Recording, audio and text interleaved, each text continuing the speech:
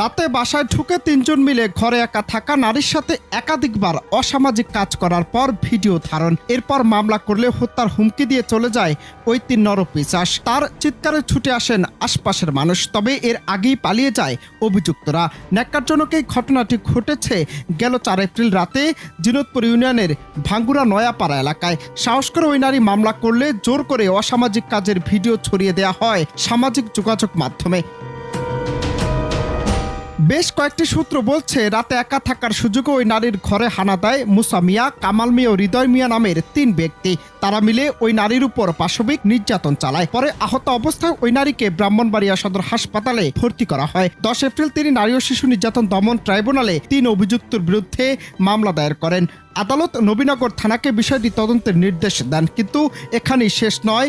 মামলা করার অপরাধে শুরু হয় হুমকি ধামকি আর ভয়ভীতি।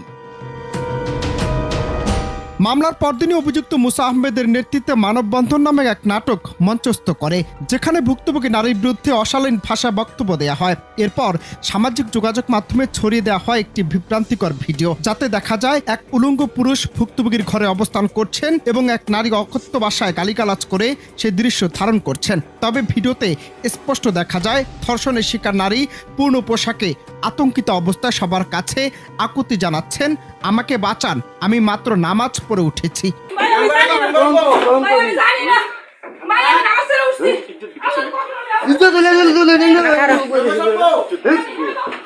এদিকে পুলিশ বলছে ঘটনাটি অত্যন্ত গুরুত্বপূর্ণ। বিষয়টি গুরুত্বের সাথে স্বচ্ছ তদন্তের মাধ্যমে যথাযথ ব্যবস্থা নেওয়া হবে বলে জানান নবীনগর থানা পুলিশ।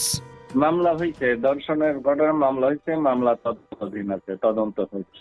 যুব দল নেতার বিরুদ্ধে অভিযোগটা আমার কাছে আসে নাই, আমি আসলে জানলে তদন্ত করে ব্যবস্থা নেওয়া হবে। তদন্ত যদি আসামি মনে হয় জড়িত ঘটনার সাথে, অবশ্যই আটক হবে। তদন্তে পাওয়া গেলে অবশ্যই সে আটক হবে। যে অপরাধী সে অবশ্যই আইনের আওতায় আসবে। Ananta Hasan Masud, Bangla TV news desk.